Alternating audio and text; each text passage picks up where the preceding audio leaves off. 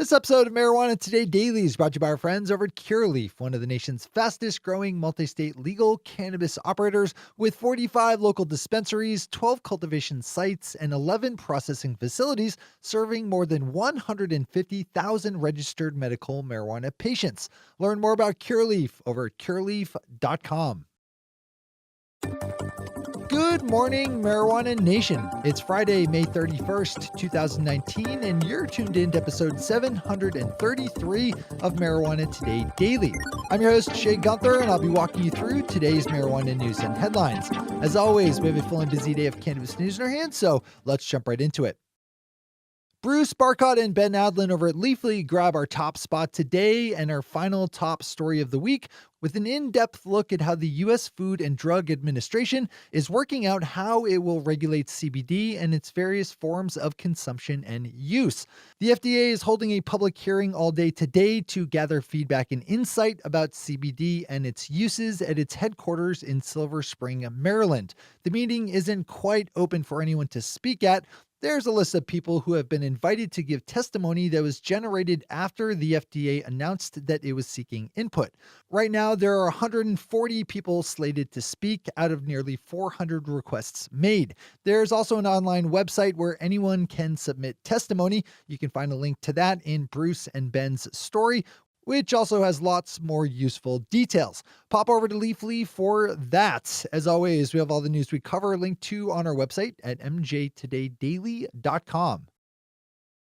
The Canadian province of Alberta just lifted a ban on the issuance of new marijuana business licenses that it's had running since back in November, just a month after the country rolled out nationwide adult use legalization.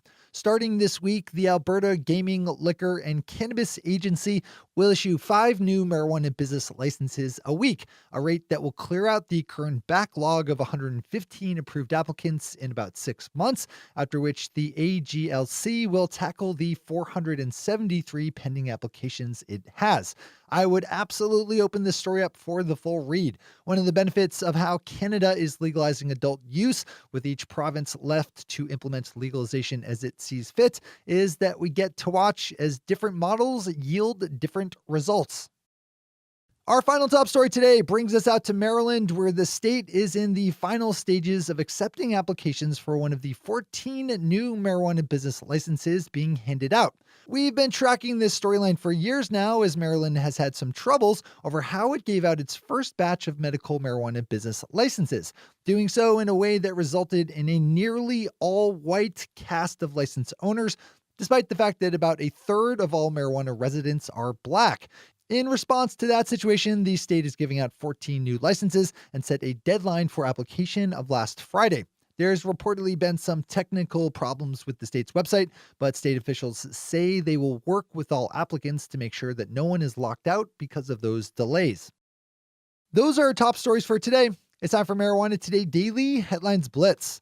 Before we blitz out on headlines, let's quickly thank our sponsor, Curaleaf, one of the nation's fastest growing multi-state legal cannabis operators with 45 local dispensaries, 12 cultivation sites, and 11 processing facilities serving more than 150,000 registered medical marijuana patients.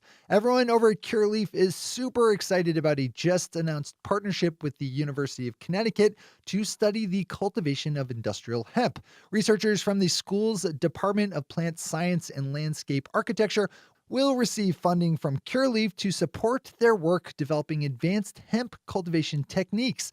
The research results will be released to the public later this year and should help drive the overall cannabis industry forward. To learn more about that and all the other important research and development done and supported by Curaleaf, swing over to curaleaf.com, with Curaleaf spelled Curaleaf.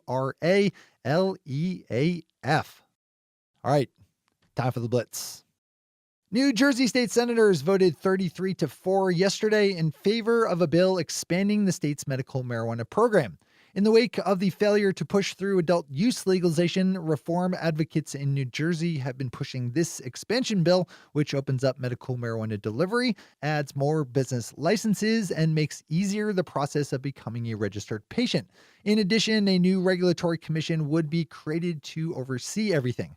The bill had originated out of the state assembly, but was changed enough by the Senate to warrant a trip back. Randy Robinson over at Mary Jane picked up on some interesting news that I think might be one of those tips of the spear stories, as Zynerba Pharmaceuticals has cleared phase 2 clinical trials with the U.S. Food and Drug Administration for their synthetic CBD drug Zygel, which contains as its active ingredients a close chemical analog to CBD called H2CBD. There's a lot of interest in general within the industry over synthetic cannabinoids, so maybe a storyline worth staying on top of. Kyle Yeager over at Marijuana Moments picked up on some good news out of the U.S. Court of Appeals for the Second Circuit, which ruled yesterday that a lawsuit filed against the federal government over the scheduling of marijuana was not to be thrown out, overruling a decision last year tossing out the case. This one is kind of complicated, so I'd suggest you open up Kyle's story for the full read. But in short, judges with the U.S. Court of Appeals cited the fact that the case involves critically ill children in their decision, criticizing the Drug Enforcement Administration for its, quote, dilatory proceedings, unquote, which is a great way of saying taking your sweet old time getting something done. Las Vegas marijuana superstore Planet 13, a vertically integrated company with a massive 16,000 square foot flagship dispensary, just announced its latest quarterly fiscal results. For the 3-month period ending March 31st, Planet 13 reported revenues of $13.8 million, up 286% from the previous year, gross profits of $7.4 million, a net loss of $1.2 million, and an adjusted EBITDA of $1.3 million. This one's most interesting to me because of their model for going Vegas big and for the stats the company shared of its visitor and customer traffic flow. In April of this year, the company's Vegas dispensary drew in an average of 3,222 visitors a day, of which 1,962 became customers, spending on average $89.62 per transaction. TechCrunch has a great story up profiling Emily Paxia, one of the founders of marijuana industry investment firm Poseidon Asset Management, which has been an early round investor in many of legal cannabis's big winners, including Pax Labs, Afria, and Canopy Growth. Emily is one of the smartest people in legal cannabis investing, so take some time today to open this one up.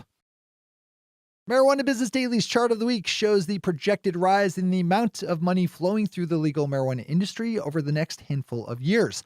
The numbers are pulled from Marijuana Business Daily's in-house Marijuana Business Factbook and project that by 2023, legal marijuana will be a $25 to $30 billion industry, with adult use grabbing up $18 to $20 billion and medical marijuana the rest.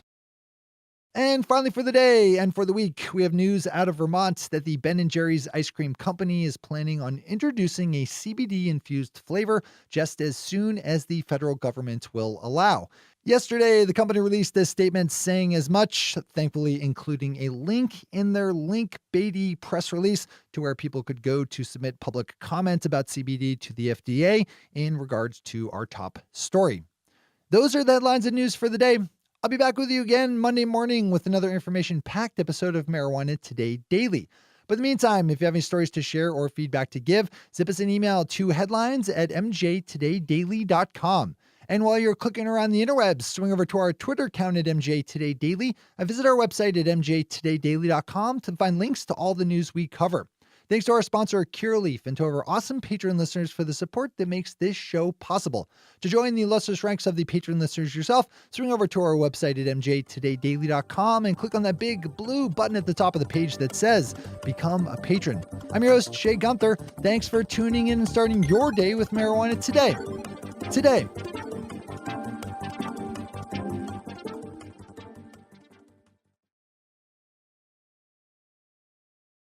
One take, Shay. One take.